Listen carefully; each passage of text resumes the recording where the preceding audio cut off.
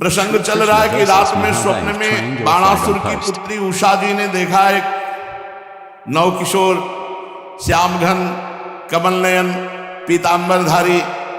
बस तो चित्त लुट गया उषा जी का। अब वो जगी और हा प्रीतम ऐसा पुकार उठी। तो सब सहेलियां पास थी, उन्होंने कहा बिना प्रीतम के प्रीतम कैसे पुकार उठी। संकुचित हो गई उषा जी। उनकी चित्रलेखा नाम की एक मित्र सखी थी जो योगिनी थी, आकाश मार्ग से चल सकती थी और जितनी रचना ब्रह्मा जी की है सबका चित्र बना सकती थी। उन्होंने कहा कि प्रिय सखी तुम उदास मत होइए, मैं अनुमान से कह रही हूं कि तुम्हारे स्वप्न में कोई देव सुंदर पुरुष आया और तुम्हारे चित्त का अपहरण कर गया, तभी तुम जगते हुए एकदम कहा हा प्रीतम तुम कहां हो। तुम कहा तो कहा तुम क्षोभ मत करो, शोक मत करो, मैं अभी चित्र बनाती हूं। बस चित्र को तुम बता देना कि ये यही है, बस इतने में हम उसका अपहरण करके लाएंगे और आपके पास आपको मिला देंगे। गंधर्वों के, नागों के, पन्नगों के, विद्याधरों के, देव के सबके चित्र बनाते चली गई। जब यदुवंशियों में श्री वसुदेव जी का बनाया तो कहा इसी वंश में। जब श्री कृष्णचंद्र जी का बनाया कहा हाँ बिल्कुल ऐसे ही। जब प्रद्युम्न जी का बनाया तो कहा ठीक बिल्कुल ऐसे ही। और जे ही अनिरुद्ध जी का बनाया तो कहा यही है, यही हमारे चित्त को चुराने वाले।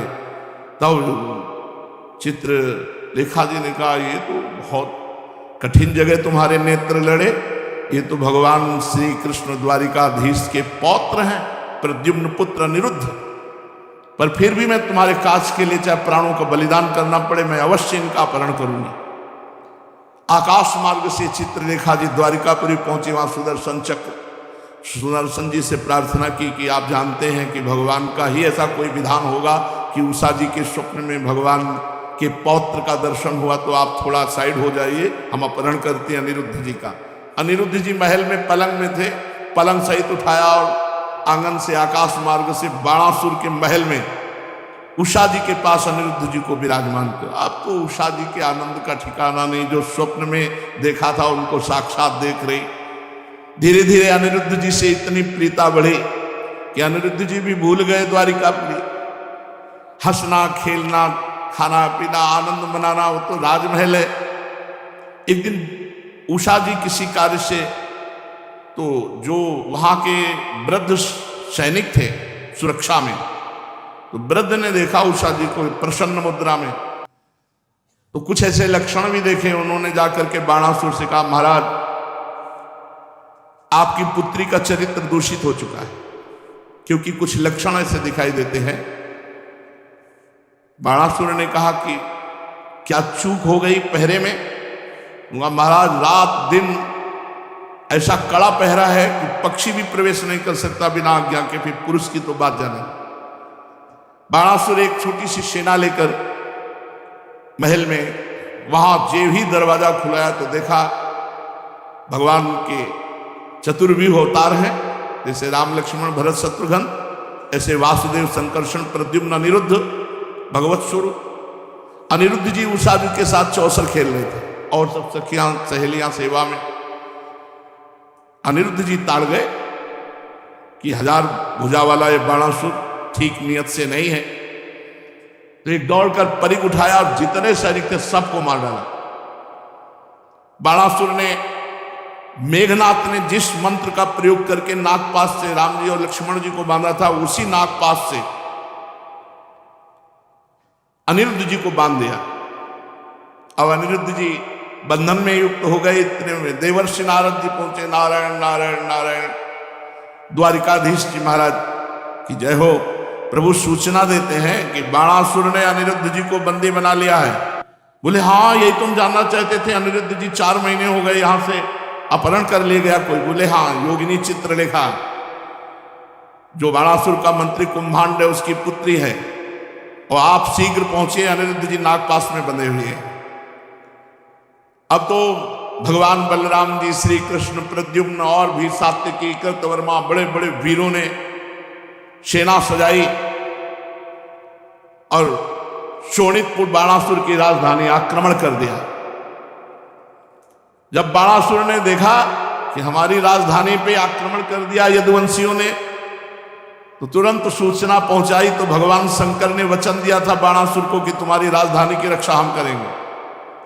तो भगवान शंकर वृषभराज नंदी पर सवार होकर के स्वामी कार्तिकेय अपने सैनिकों के साथ सामने आमने आ गए। इधर भगवान श्री कृष्ण बलराम, इधर महादेव जी और कार्तिकेय स्वामी, देव सेनापति स्वामी कार्तिकेय, महान बलशाली भगवान शंकर पुत्र।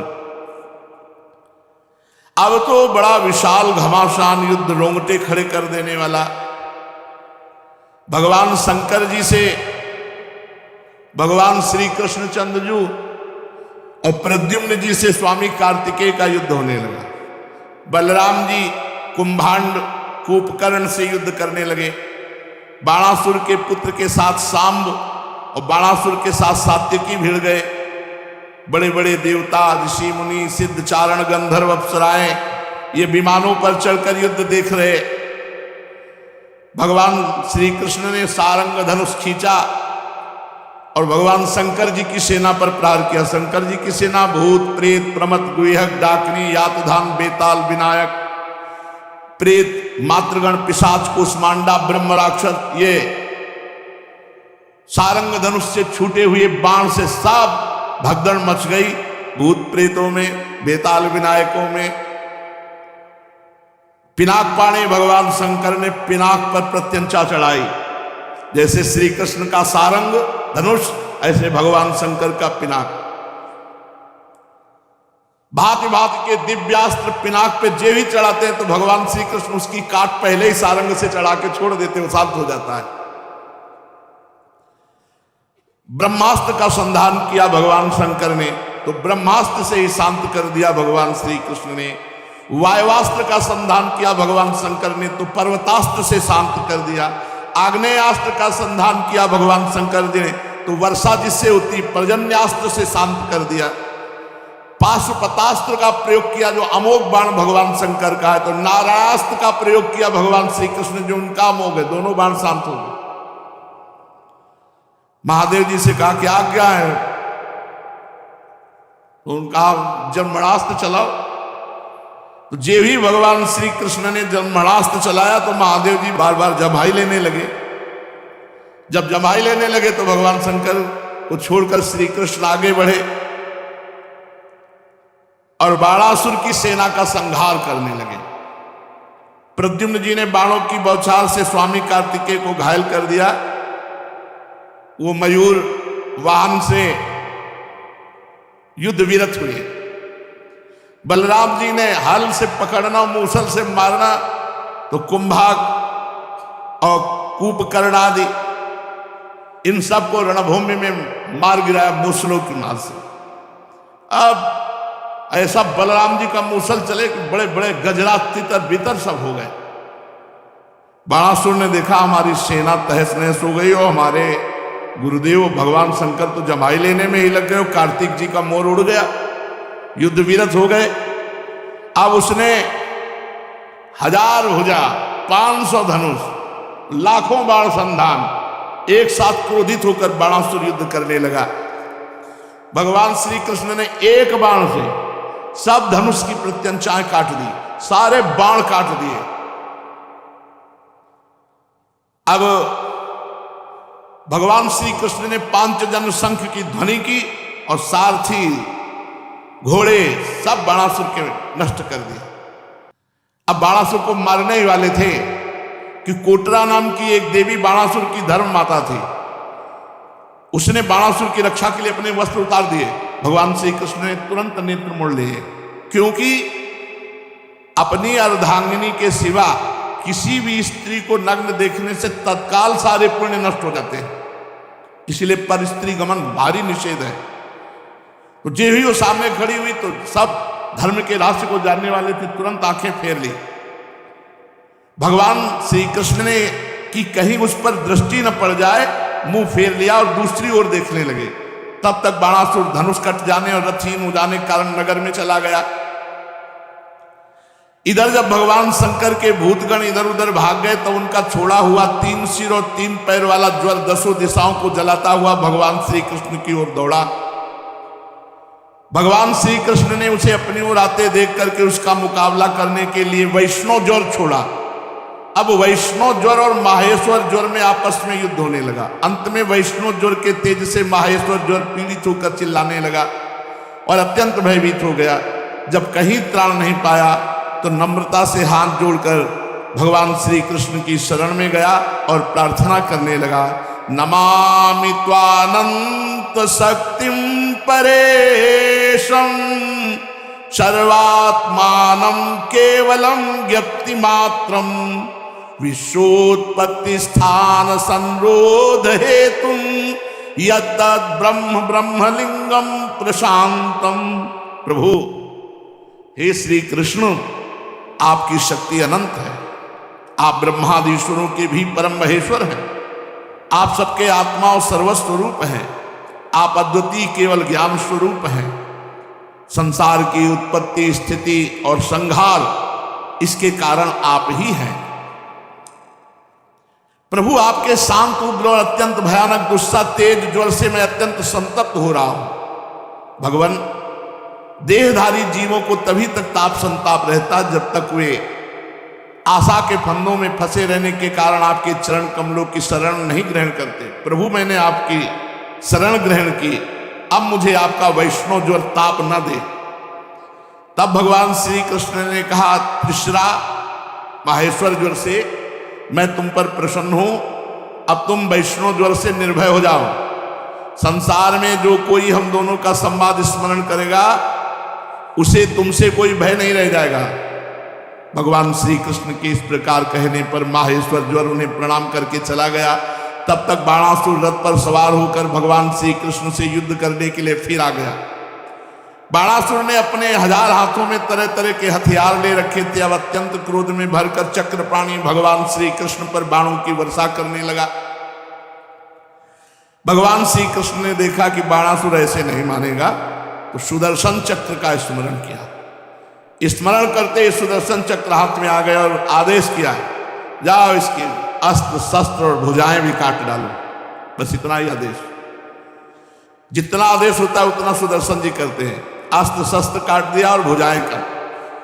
जब चक्रधारी भगवान का चक्र, तो भगवान शंकर आ गए और कहा, त्वं ही ब्रह्म परम ज्योतिर गूढ़म ब्रह्मणि वाङ्मये यम पश्यन्त्यमलात्मान आकाशमिव केवलम।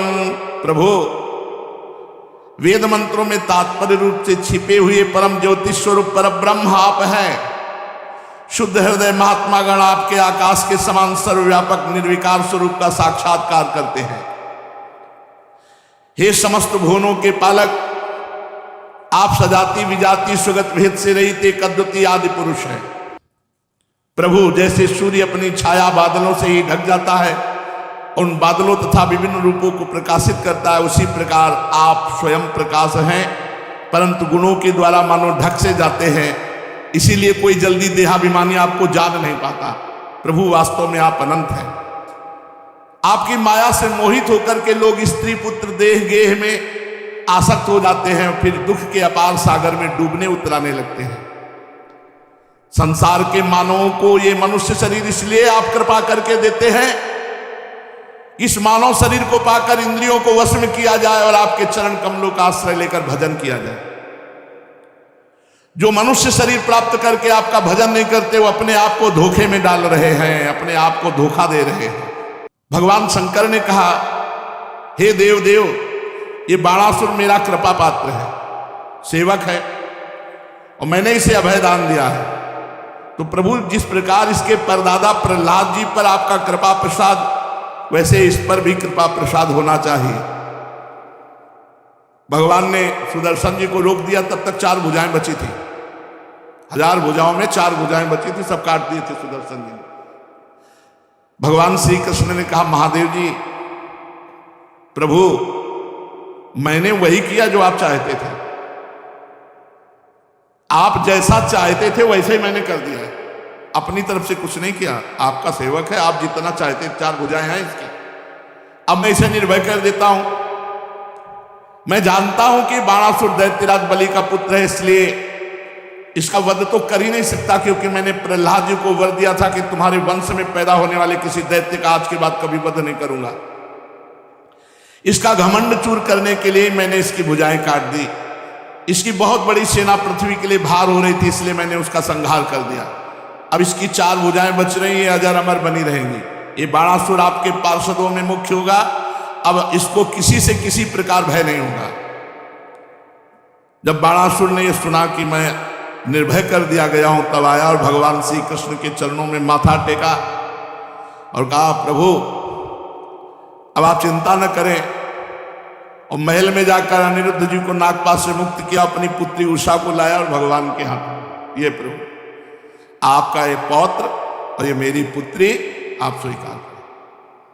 महादेव जी ने भी सम्मति की। वस्त्रालंकार से विभूषित उषा और अनिरुद्ध जी एक अक्षुणी सेना के साथ द्वारिका के लिए प्रस्थान किया। द्वारिका सजाई गई। अनिरुद्ध जी और उषा जी का ब्याह हुआ। जो अनिरुद्ध जी उषा जी के मिलन को, भगवान शंकर और श्री कृष्णचंद्र जी के युद्ध को, इस गाथा को प्रातः काल सुनेगा तो वो किसी भी मार्ग में पराजित नहीं होगा, वो विजय को प्राप्त होगा और उसके पाप नष्ट हो जाएंगे।